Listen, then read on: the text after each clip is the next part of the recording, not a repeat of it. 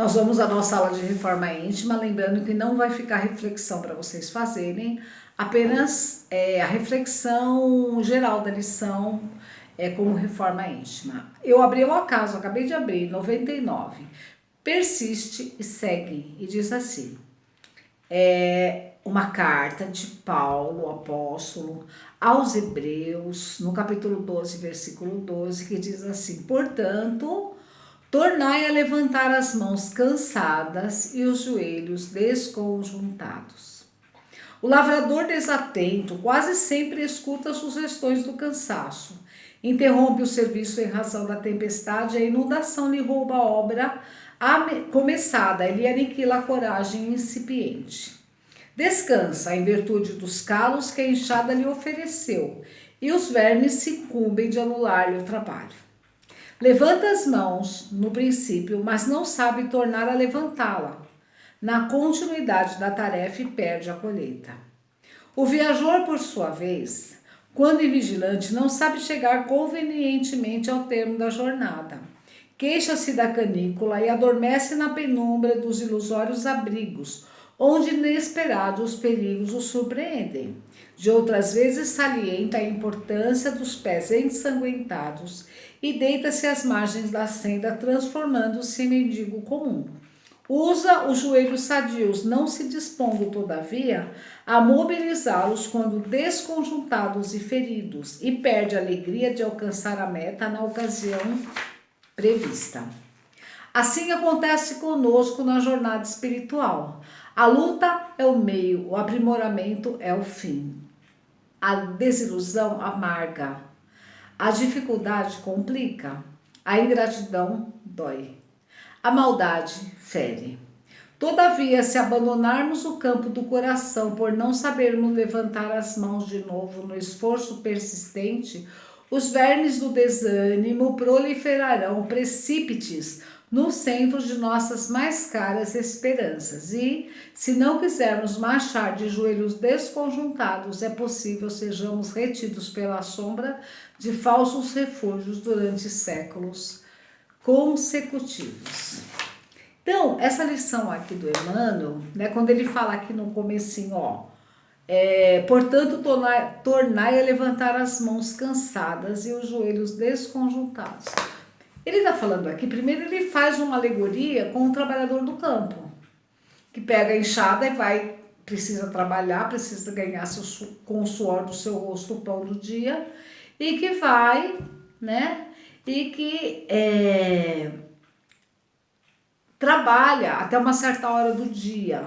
E chegando nesse ponto, né, do trabalho, quando ele está cansado, com dor no joelho, com dor nas costas, ele vai e senta.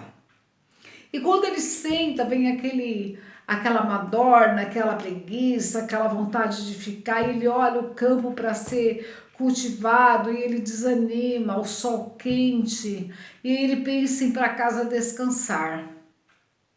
E aí ele vai para casa descansar, ele retoma no outro dia, mas aí o trabalho dele tá atrasado.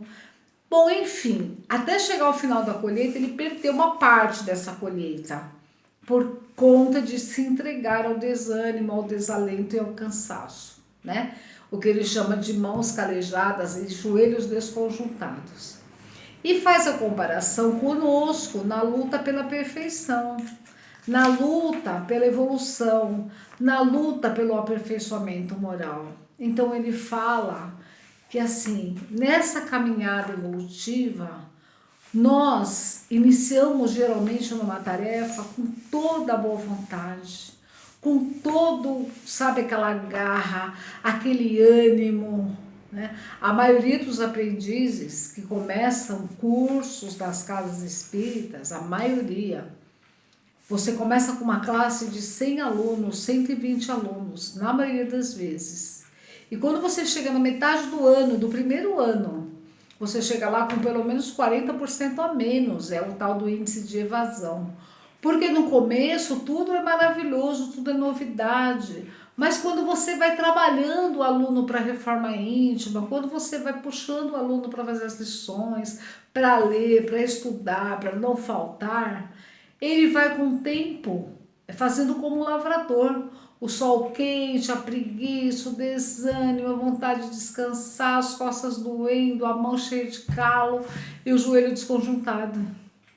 E aí começa uma trajetória de evolução e para no meio do caminho, para com a tarefa começada.